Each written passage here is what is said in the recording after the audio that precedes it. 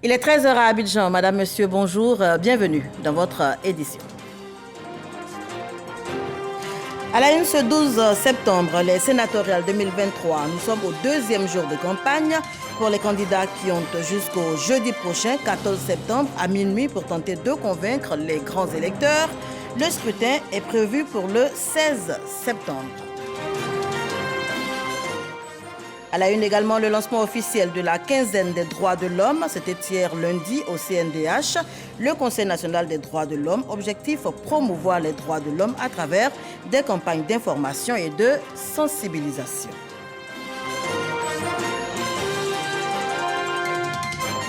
Nous parlerons également sport dans ce journal. La Côte d'Ivoire, 3 jours après sa victoire face au Lesotho 1-0 en éliminatoire de la CAN 2023, est à nouveau d'attaque. Les éléphants accueillent ce soir à 19h les Aigles du Mali en amical. Ce sera au stade Alassane Ouattara d'Ebimpe.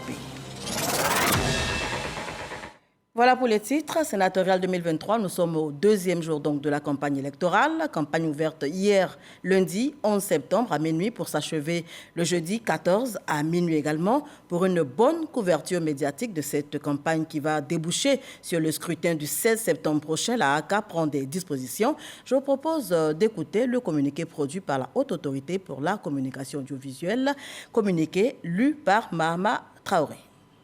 Communiqué de la Haute Autorité de la communication audiovisuelle relatif à la couverture de la campagne de l'élection des sénateurs du 16 septembre 2023 par les services de médias audiovisuels.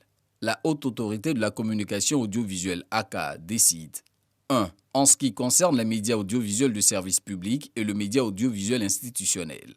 À compter de l'ouverture de la campagne électorale, les médias audiovisuels de service public et le média audiovisuel institutionnel Radio de la Paix doivent veiller au respect du principe d'égalité d'accès et de traitement à leurs antennes des candidats indépendants, des candidats présentés par des partis politiques et groupements de partis politiques, ainsi qu'au respect du pluralisme et de l'équilibre de l'information dans toutes les circonscriptions électorales couvertes. 2. En ce qui concerne les services de radiodiffusion sonore et télévisuelle privés commerciaux. À compter de l'ouverture de la campagne électorale, les services de radiodiffusion sonore et télévisuels privés commerciaux doivent veiller au respect du principe de l'accès équitable à leurs antennes des candidats indépendants, des candidats présentés par des partis politiques et groupements de partis politiques, ainsi qu'au respect du pluralisme et de l'équilibre de l'information dans toutes les circonscriptions électorales couvertes. Les services de radiodiffusion sonore et télévisuels privés commerciaux peuvent diffuser à titre payant sous réserve du respect des principes énoncés ci-dessus et sous leur responsabilité, les messages et communiqués des candidats indépendants, des partis politiques et groupements de partis politiques présentant des candidats. La diffusion des 10 messages et communiqués doit se faire dans les conditions tarifaires identiques pour tous les candidats indépendants, partis politiques et groupements de partis politiques présentant des candidats. 3. En ce qui concerne les services de radiodiffusion sonore privés non commerciaux, dits radios de proximité. La AK autorise les services de radiodiffusion sonore privés non commerciaux, dits radios de proximité, à couvrir la campagne électorale. Toutefois, ne sont concernés par cette autorisation que les services de radiodiffusion sonore privés non commerciaux dont l'équipe de rédaction comporte en son sein au moins un journaliste professionnel. Les services de radiodiffusion sonore privés non commerciaux situés dans les circonscriptions où se dérouleront les élections doivent veiller à un accès égal à leurs antennes des candidats indépendants, des candidats présentés par des partis politiques et groupements de partis politiques, ainsi qu'au pluralisme, à l'honnêteté et à l'équilibre de l'information. 4. En ce qui concerne les services de médias audiovisuels en ligne. Les services de médias audiovisuels en ligne déclarés auprès de la AK et dont l'équipe de rédaction comporte en son sein au moins un journaliste professionnel sont autorisés à couvrir la campagne électorale. Durant la période de campagne électorale, les services de médias audiovisuels en ligne doivent veiller au pluralisme, à l'honnêteté et à l'équilibre de l'information. Ils ne peuvent publier que les informations dont l'origine, la véracité et l'exactitude sont établies. Les services de médias audiovisuels en ligne doivent s'abstenir de diffuser des messages à caractère sexiste et ceux incitant à la haine, à la discrimination ethnique, sociale et religieuse, à la xénophobie et à la violence. 5. En ce qui concerne la proclamation des résultats, la AK tient à préciser que les médias audiovisuels dans leur ensemble ne peuvent diffuser que les résultats proclamés par la Commission électorale indépendante, CEI. La AK, pour une couverture médiatique réussie de l'élection des sénateurs, tient au respect scrupuleux de ces décisions. Fait à Abidjan le 11 septembre 2023. Voilà, ils ont donc jusqu'au jeudi minuit pour tenter de convaincre les grands électeurs. Les candidats au sénatorial 2023 leur font la cour depuis hier. Nous sommes au deuxième jour de campagne. Je vous le disais tantôt, le scrutin est prévu pour le 16 septembre prochain et nos équipes de reportage sont déployées sur le terrain pour assurer la couverture médiatique en toute équité. Rentrée scolaire 2023-2024, plus de 6 millions d'élèves reprennent le chemin de l'école en Côte d'Ivoire. Deuxième jour de classe pour ceux d'entre eux qui donc étaient effectivement en classe hier, lundi 11 septembre. En tout cas, au lycée municipal d'Atekoubé, les cours ont bel et bien repris hier et la ministre de l'Éducation nationale et de l'alphabétisation, Mariatou Koné, a pu s'en apercevoir, notant que l'année scolaire 2023-2024 est placée sous le thème « Soyons des citoyens responsables pour une école de qualité », c'est ce que nous rapporte Sephora Zegui. Commune d'Atekoubé, ce lundi 11 septembre, c'est par le salut aux couleurs que les élèves du lycée municipal entament la rentrée des classes. Je suis très contente de reprendre l'école car nous allons rencontrer de nouveaux amis et puis faire des coups. Les vacances ont été un peu ennuyantes, donc j'ai attendu ce moment depuis très longtemps. Alors cette année, je passe en classe de terminale. Alors pour tout élève, l'objectif sera d'avoir son bac. Pour la reprise, une visite, pas des moindres. Mariatou Koné, leur ministre de tutelle. Respect. Elle est sur le terrain, accompagnée du premier magistrat de la commune, Paulin-Claude Danhaut, pour s'assurer de l'effectivité des cours. Le député maire de la commune d'Atekoubé s'engage à travailler à assainir les abords des écoles afin d'obtenir de meilleurs scores en fin d'année. En ce qui nous concerne, en tant que bras séculier de l'État, dans la proximité, nous allons éradiquer, mais avec une extrême fermeté, tous les phénomènes d'incivilité, de concours à la drogue, de comportement déviant. Rien ne sera toléré, en tout cas en ce qui nous concerne, parce que l'école pour nous est la seule rampe de lancement social que nous avons pour nos enfants. Classe de 6e, de seconde, terminale et salle informatique visitée par Mariatou Koné. Le constat, les coûts sont effectifs. Les élèves sont présents, les enseignants sont présents. Les cours ont même commencé dans certaines salles. Donc nous en sommes heureux. Nous avons reconduit le thème des 2 précédentes années, à savoir « Soyons des citoyens responsables pour une école de qualité ». Ce n'est pas seulement un slogan, ça se traduit dans des comportements, ça se traduit dans des actes, cela se traduit dans des résultats.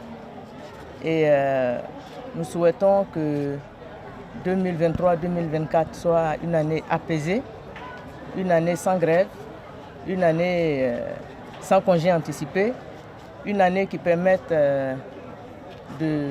d'obtenir efficacement le canton Moret.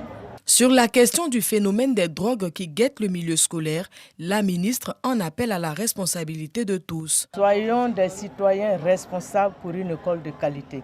La responsabilité, c'est celle de l'école, c'est celle des enseignants, c'est celle des parents, c'est celle des guides religieux, c'est celle des chefs coutumiers qui sont ici avec nous, c'est celle de toute la chaîne d'encadrement, c'est celle des élèves eux-mêmes. Et l'État de Côte d'Ivoire y travaille.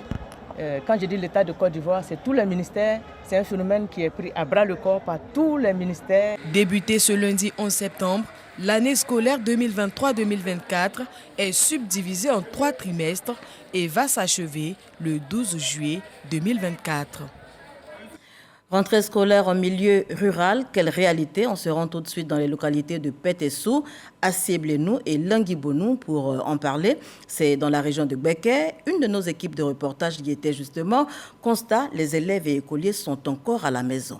Jean-Yves Zadi et Soro Kourna ont rencontré certains parents d'élèves, également des responsables d'établissements qui en expliquent les raisons. École primaire publique Nalobamba dans le village de Pétessou sur l'Asso Boaké-Djibounois. Ici, les écoliers ont brillé par leur absence ce 11 septembre 2023, jour de la rentrée des classes. En milieu rural, vraiment, ça a été toujours comme ça. On continue la sensibilisation. Et tout à l'heure, avec mes collègues, fait un tour dans le village et essayer de nous entretenir avec les parents pour que les enfants viennent. Pour les parents d'élèves, ces absences s'expliquent par le manque de moyens financiers pour inscrire les enfants. Au village ici, c'est très dur. Donc nous sommes en train de patienter, d'attendre un peu, chercher un peu d'argent pour pouvoir inscrire les enfants. En Boussaba, c'est pas facile aussi. Aller là, c'est une manière qu'on fait pour avoir l'argent pour que les enfants vont à l'école. On fait une manière que les gens ne payent pas. Quand ils prennent, ils ne nous envoient pas l'argent, donc il n'y a rien. C'est pour ça que les enfants ne sont pas allés à l'école. Même constat à l'EPP à Sieblenou dans la sous-préfecture de Languibounou, qui affiche un décor plat marqué par une grande défection des écoliers. En ville, il y a l'engouement, mais au village, on continue encore de faire les inscriptions. Aujourd'hui, ces jours, vraiment, normalement, aujourd'hui, on devait ouvrir les classes. Matin, on a ouvert, mais personne ne venait. Les parents ne venaient que faire les inscriptions au CP1. Au collège moderne de Languibounou, l'heure est à la prise de contact. Élèves et enseignants reçoivent la visite du chef d'établissement qui encourage ses premiers élèves de cette nouvelle année scolaire. Les enfants, vraiment, je vous félicite. Vous avez compris, jour de la rentrée des classes, premier jour aussi des classes, c'est une très bonne chose. Généralement, ils sont un peu plus nombreux, mais aujourd'hui déjà, nous sommes satisfaits de la présence de ces quelques élèves qui sont là. Et c'est toujours source de motivation pour ceux qui traînent les pas. D'ici à quelques heures, je pense qu'ils vont rejoindre l'école. Soyons des citoyens responsables pour une école de qualité. Tel est le thème de l'année scolaire 2023-2024. Une répétition qui sonne comme un appel à une contribution collective dans l'atteinte du défi d'un système éducatif solide et plus crédible. Voilà, soyons des citoyens responsables pour une école de qualité. Message de la tutelle pour une année scolaire réussie. On parle diplomatie à présent. La Côte d'Ivoire et l'Argentine veulent booster leur coopération. Une séance de travail a eu lieu à cet effet entre le ministre délégué des Affaires étrangères de Côte d'Ivoire et le sous-secrétaire chargé de la politique extérieure du ministère des Affaires étrangères de l'Argentine.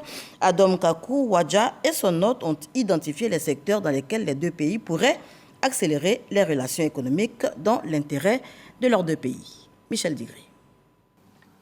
Vous avez beaucoup à offrir. Nous aussi, nous avons beaucoup à offrir dans le cadre d'une coopération gagnant-gagnant. Pour y arriver, Adom Kaku Wadja, ministre délégué auprès du ministre des Affaires étrangères, propose à la délégation argentine un cadre global de coopération avec des accords sectoriels, notamment dans les secteurs de l'agriculture, de la recherche vétérinaire, dans les domaines du sport, mais aussi du commerce. On a discuté aussi l'importance d'avoir plus de liens du côté logistique, soit en vol, soit logistique maritime. Et aussi, on a concordé d'aller plus loin avec certains accords, certains agréments, certains accords entre nous, et d'organiser une mission commerciale argentine ici à Côte d'Ivoire. La Côte d'Ivoire et l'Argentine sont liés par des accords qui datent de 2014, mais qui n'ont pas véritablement été mis en œuvre. Adom Kaku Wadja souhaite les relancer. Nous allons donc reprendre cette coopération et la redynamiser davantage. Et comme lui-même l'a dit, nous avons découvert des niches importantes dans lesquelles nous pouvons nous engouffrer pour réaliser une coopération à la hauteur de ce que souhaitent l'Argentine et la Côte d'Ivoire. Le sous-secrétaire chargé de la politique extérieure au ministère des Affaires étrangères d'Argentine a annoncé l'ouverture prochaine d'une ambassade de son pays à Abidjan qui donnera certainement un coup d'accélérateur à la coopération entre les deux pays.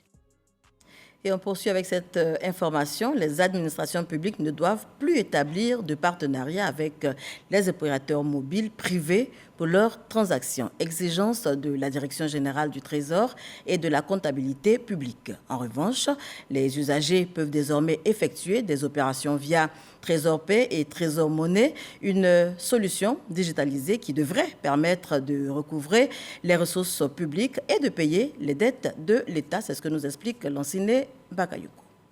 Trésor Pay, Trésor Money, ce sont les deux composantes du dispositif électronique mis en place par la Direction générale du Trésor et de la comptabilité publique. Ce dispositif est appelé à servir de canal unique de perception des frais liés aux prestations de toutes les administrations publiques. Je voudrais relever qu'il ne s'agit point de spolier des entreprises privées des parts de marché ou de leur ôter des compétences qui leur seraient reconnues sur le plan légal. Ce n'est pas du tout le cas. Il s'agit plutôt de rétablir le trésor public dans ce que les textes lui donnent comme attribution. Cette plateforme digitale, accessible avec ou sans connexion Internet partout sur l'ensemble du territoire, a pour objectif d'accroître la mobilisation des ressources publiques en réduisant les déperditions. Ce paiement électronique vise les frais d'examens médicaux, d'actes de justice ou d'inscription aux examens scolaires. Il ne s'agit pas pour le trésor public d'aller faire des opérations sur des transactions privées, qui sont le champ des sociétés privées. On parle de ressources publiques, on parle de dépenses publiques. Trésor Pay et Trésor Money, c'est plus de 6 000 points de distribution. À fin juin, la plateforme a permis de recouvrer 27 milliards et d'exécuter des dépenses à hauteur de 20 milliards de francs CFA. On évoque à présent le lancement officiel de la quinzaine des droits de l'homme. C'était hier, lundi, au CNDH, le Conseil national des droits de l'homme. Objectif, promouvoir les droits de l'homme à travers des campagnes d'information et de sensibilisation. L'événement est prévu pour se tenir officiellement du 1er au 15 décembre prochain. Ce sera autour du thème jeunesse, droit et civisme. Et c'est avec notre chef d'édition, Patricia Omouetia, qu'on en parle.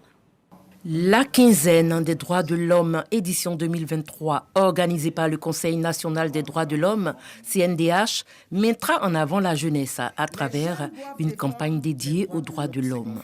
Cette campagne se déroulera du 1er au 15 décembre 2023 et comprendra diverses activités. De plus en plus, les jeunes qui représentent plus de 70% de la population montrent un intérêt grandissant et une prise de conscience citoyenne pour les droits de l'homme, pour leurs droits. Nous avons, dans le cadre de notre mandat, mis en place un mécanisme, le groupe thématique jeunesse, destiné à échanger sur leurs préoccupations. Cette quinzaine d'hommes vise à renforcer les capacités des populations et surtout des jeunes relativement aux valeurs contenues dans la Déclaration universelle des droits de l'homme. Le lancement de l'événement est également marqué par l'ouverture des soumissions pour le prix national des droits de l'homme. Ce prix vise à récompenser les actions et les efforts des organisations de défense des droits de l'homme et des personnes physiques engagées dans la réalisation des droits de l'homme à travers des approches innovantes, contribuant ainsi à une meilleure promotion et protection des droits de l'homme. Tous les 10 décembre, les Nations Unies célèbrent la Journée internationale des droits de l'homme, permettant au monde entier de promouvoir les principes et valeurs qu'elle représente. Vous l'avez certainement rectifié par vous-même. Chantal Akandan signait ce reportage. Lutte contre la malnutrition. UNICEF, partenaire privilégié de l'État de Côte d'Ivoire depuis 2021, à travers des fonds japonais. Plusieurs milliards de francs CFA mis à disposition à cet effet. Des ressources financières qui ont permis la mise en place de plusieurs projets pour éradiquer donc la malnutrition dans les zones nord et nord-est du pays. Dans le but d'évaluer l'impact des 10 projets, l'UNICEF et le Conseil national pour la nutrition ont entamé hier lundi une mission dans la région du Poro. On note des avancées en la matière dans cette région. Le taux de prévalence est en recul. Il est passé de 17% à environ 8%. Les explications de Khalil Diomandé. 24 milliards de francs CFA, c'est le montant déboursé par l'UNICEF à travers le fonds japonais pour appuyer le gouvernement ivoirien dans la lutte contre la malnutrition sur la période 2021-2025. Accompagné d'une délégation japonaise, l'UNICEF et le Conseil national pour la nutrition sont en mission dans la région du Poro afin d'évaluer l'impact des projets mis en œuvre avec les ressources pour l'éradication de la malnutrition. Il est très important de pouvoir constater les activités qui sont mises sur le terrain pour pouvoir toucher du doigt les réalités, également communiquer avec les communautés et pouvoir mieux comprendre les réalités de la Côte d'Ivoire pour pouvoir continuer ensemble à mieux accompagner les efforts nationaux en matière de nutrition. L'arrivée des Japonais avec ces fonds témoigne vraiment de la crédibilité du projet. Le modèle que notre pays, la Côte d'Ivoire, a choisi, c'est les fonds. Le franc, c'est un espace qu'on appelle le foyer de renforcement des activités nutritionnelles communautaires. C'est un espace où on fait le dépistage des enfants. C'est un espace où effectivement nous prenons le poids à la tête des enfants. Un espace où on met l'accent sur l'éveil à travers des jeux éducatifs. Ce sont ces activités effectivement que nous avons montrées à nos partenaires japonais. Bien avant d'investir le terrain, le préfet de région André Ekponon indique à la délégation que depuis la venue du projet dans la zone septentrionale du pays, le taux de prévalence contre la malnutrition est en nette régression. En 2008, le taux de prévalence donc, de la malnutrition était très élevé. Et ceux qui sont intervenus ont estimé ce taux à près de 17%. Aujourd'hui, nous évaluons donc le taux de prévalence à 8%. Il y a une amélioration dans la santé des enfants. 4 foyers de renforcement des activités de nutrition communautaire implantés dans les régions du Poro, de l'Abagou et du Kabadougou seront visités au cours de cette mission d'évaluation. Voilà, et on retrouve Patricia Omo-Etia dans cet élément qui va suivre, 9e édition de la journée de la retraite active. L'institution de microfinance FIDRA, Fonds international pour le développement de la retraite active, a lancé l'activité jeudi dernier, lancement officiel autour de la promotion de la retraite active. L'événement est prévu pour se tenir le 28 septembre prochain. Au cours de la rencontre, la première responsable du FIDRA, le Fonds international pour le développement de la retraite active, a précisé que cette journée dédiée aux seniors vise à les célébrer et à les aider à trouver une nouvelle identité sociale. Cette retraite active est célébrée pour montrer à l'opinion publique qu'à la retraite, les retraités peuvent encore se rendre utiles à la société. Les retraités peuvent mettre leur riche expérience au service du pays et également au service de la population. C'est pour ça que nous initions chaque année une journée de la retraite active pour célébrer ces vaillants bâtisseurs de la nation ivoirienne que sont les retraités du Côte d'Ivoire. En prélude à cette 9e édition de la journée de la retraite active, plusieurs activités sont prévues pour les seniors, notamment des activités écologiques intitulées Poumons sains qui vont se dérouler au parc national du Banco. La journée de la retraite active est une opportunité de se ressourcer et de profiter de la nature. Le FIDRA, en tant qu'institution financière spécialisée dans la retraite active, aspire à changer positivement la perception de la retraite en Côte d'Ivoire. Les chefs coutumiers du département de Ouangolodougou à l'honneur. Ils ont été célébrés pour leur contribution à la paix et à la cohésion sociale. Une journée de reconnaissance initiée par le ministre d'État, ministre de la Défense, Téné Birahima Ouattara, par ailleurs président du conseil régional du Tchologo. Au total, 66 engins à 2 roues ont été offerts à l'occasion et l'honorable Traoré Drissa, député de Ouangolodougou, a remis officiellement les clés de ces motos au nom du président du conseil régional. C'est ce que nous dit Jean-Yves Zadi. Remise officielle des clés d'engins motorisés par l'honorable Drissa Traoré, député de Ouangolodougou, au représentant du préfet de la localité, qui à son tour les remet au chef coutumier du département de Ouangolodougou. Nous sommes à la journée de reconnaissance dédiée à ces garants de la tradition. Cette action est à mettre à l'actif du ministre d'État, ministre de la Défense, Téné Birahima Ouattara, président du conseil régional du Tchologo. Le faisant, il veut apporter tout son soutien à ces chefs traditionnels qui contribuent à travers la cohésion et à la paix à l'essor de la région. Le ministre d'État Téné Birahima Ouattara vous en remercie profondément et vous sera toujours reconnaissant pour votre soutien indéfectible au président de la République, son Excellence Alassane Ouattara.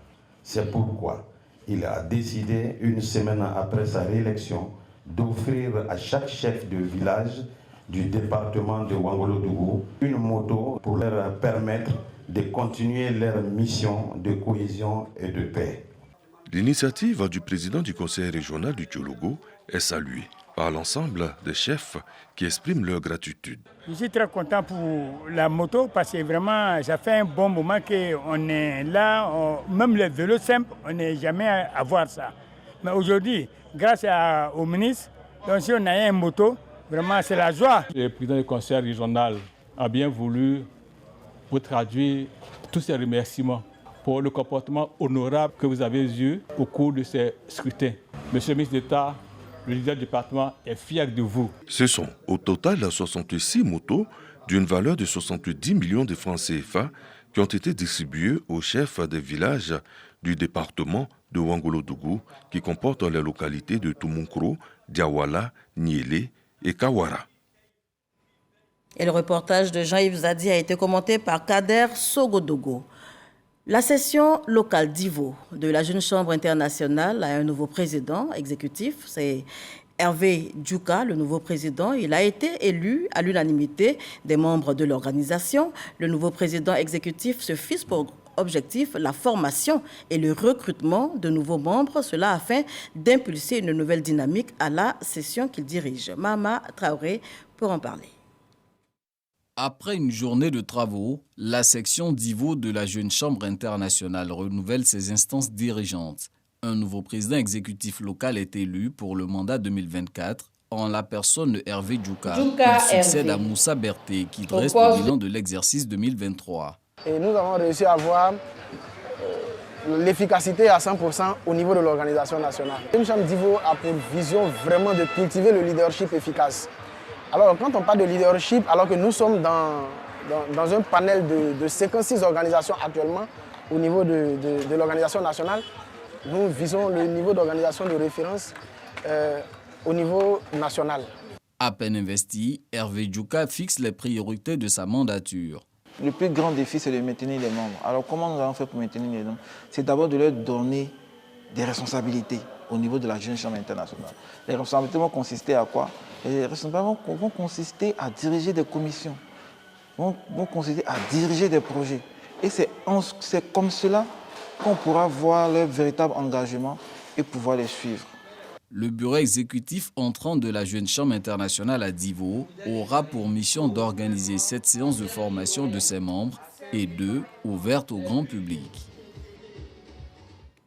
On poursuit en images, en sport, la Côte d'Ivoire, 3 jours après sa victoire face au Lesotho. 1-0 en éliminatoire de la CAN 2023 est à nouveau d'attaque. Les éléphants accueillent ce soir à 19h les Aigles du Mali en amical. Ce sera au stade Alassane Ouattara des Bimpe, un derby ouest-africain que le sélectionneur Jean-Louis Gasset et ses poulains souhaitent bien négocier avant de se mettre en confiance donc à 4 mois de la CAN. Et justement, des dispositions sont prises pour assurer la sécurité et surtout pour la circulation autour du stade des Bimpe. Je vous propose d'écouter ce communiqué du COCAN, lu par Samuel Metja.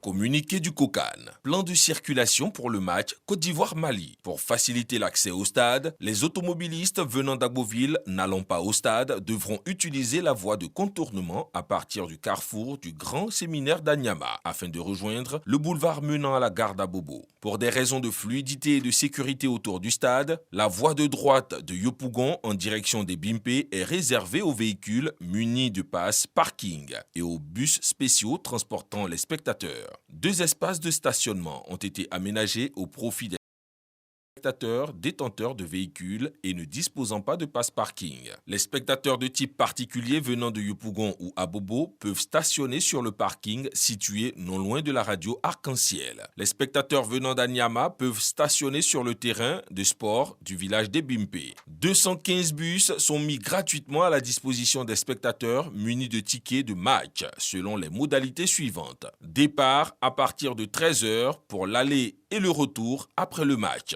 Les points de ramassage sont Abobo, Gare d'Abobo, Samaké, Banco, Rond-Point d'Anador et PK18, Adjamé, Mairie d'Adjamé et Café Terré, Mairie d'Anyama, Mairie centrale d'Atekoubé et la mairie annexe, Koumassi, Place Inch'Allah et la mosquée de Koumassi, Marcory, Foyer des Jeunes, Port-Boué, Espace Sénifofana, Vridicité et Gonzagueville, terminus Anani, Trècheville, mairie de Trècheville, Yopougon, place Figayo.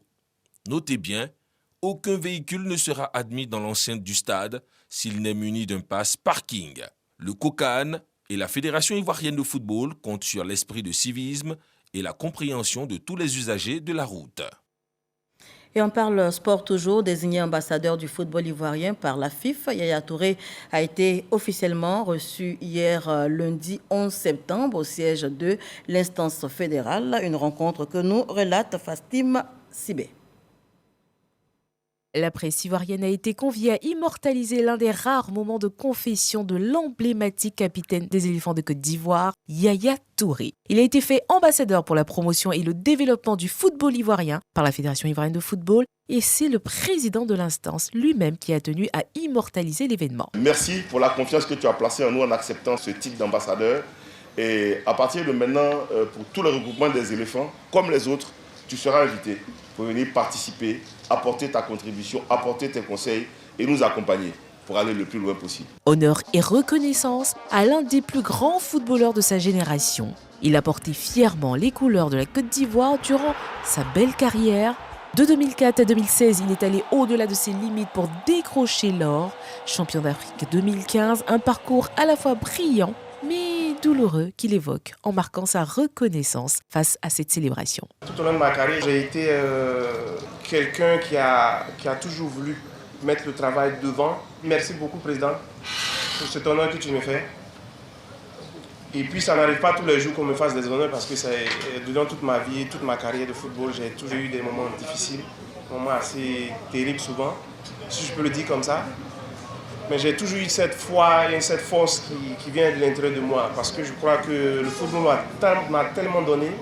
Merci à mes coéquipiers, merci aux grands frères de 92. Plusieurs générations de footballeurs ont fait le déplacement de Alain Guaméné à Séridi en passant par Tiéné Siaka. Des coachs comme Yeo Martial, des présidents de clubs, des membres de l'instance dirigeante du football, tous ont tenu par leur présence à marquer leur respect face à ce parcours inspirant et cette carrière mémorable. Champion d'Afrique mais pas que, ballon d'or africain, vainqueur de la Champions League européenne. Il le dit lui-même, le football, c'est toute sa vie. Aujourd'hui, il a raccroché les crampons, mais débute sa carrière d'entraîneur. Le souhait du président de la Fédération ivoirienne de football serait de le voir un jour à la tête de la sélection nationale ivoirienne, mais avant, il a rendez-vous avec l'histoire car il donnera le coup d'envoi du match qui opposera la Côte d'Ivoire au Mali, instant de communion où le public ivoirien pourra encore une fois lui démontrer toute sa reconnaissance. Sport, football toujours. Cette fois, on se rend dans la commune d'Abobo. Le sport au service de la paix. L'association des jeunes dynamiques y a organisé un tournoi doté du trophée Fosseni Dambélé, directeur général de la RTI. Un tournoi placé sous le signe justement de la paix. L'apothéose avec Didier Nguessa. 6 contre 5, c'est le score de l'épreuve au tir au but qui a vu la victoire de l'équipe de l'ACA d'Abobo au détriment de celle de l'OCG lors de la finale du tournoi de la paix organisé dans la commune d'Abobo. Pour cette édition, l'ACA remporte le trophée Fosseni Dambélé, directeur général de la RTI, après 90 minutes discutées sur un score de parité, 1-1. Joie et esprit de fair play ont dominé le tournoi, gage d'une paix retrouvée au sein de la jeunesse, mais aussi entre les communautés vivantes dans la commune d'Abobo. La paix est une condition sine qua non de tout développement et donc de toute promotion humaine.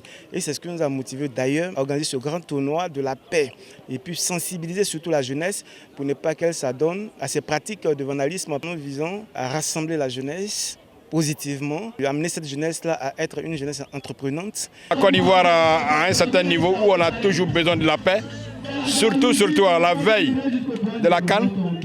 Ce n'est pas l'Afrique seulement, c'est le monde qui vient. Ceux qui viennent là, souvent ils n'ont même pas d'équipe. Ils viennent découvrir la paix qu'on parle. Et à nous de cultiver cette paix-là dans le bon sens. Pour le représentant du directeur général de la télévision nationale, le football, sport roi en Côte d'Ivoire, est un facteur d'unité nationale qu'il faut encourager afin de consolider le vivre ensemble, l'amour, la fraternité et la paix durable dans le pays. Il nous charge également de féliciter, d'encourager les initiateurs d'avoir choisi, n'est-ce pas, comme problématique à ce tournoi, la paix et la cohésion. Partout on parle de paix, partout on parle de cohésion, partout on parle d'amour. Alors le directeur général de la RTI, n'est-ce pas, associe son image justement à toutes ces activités qui prônent la paix, parce que la paix, vous le savez, est source donc de développement. Il me charge également de nous souhaiter, sinon d'exprimer une excellente rentrée scolaire à tous ces jeunes qui ont pris part à ce tournoi. Cette 3e édition du tournoi de la paix dans la commune d'Abobo a été meublée par des ballets artistiques des jeunes au son de la musique ivoirienne. Et on termine avec cette information peu reluisante. Près de 3000 morts enregistrés au Maroc après le séisme qui a frappé le pays. 72 heures après, l'espoir de retrouver des survivants sous les décombres s'amenuise. Les secouristes poursuivent toutefois les recherches. L'Espagne, l'un des 4 pays dont le Maroc a accepté l'aide, après donc la Grande-Bretagne, le Qatar et les Émirats arabes unis, annoncent l'envoi de renforts. C'est ici qu'on s'arrête pour cette édition. Merci de l'avoir suivi. Prochain rendez-vous de l'information, 15h.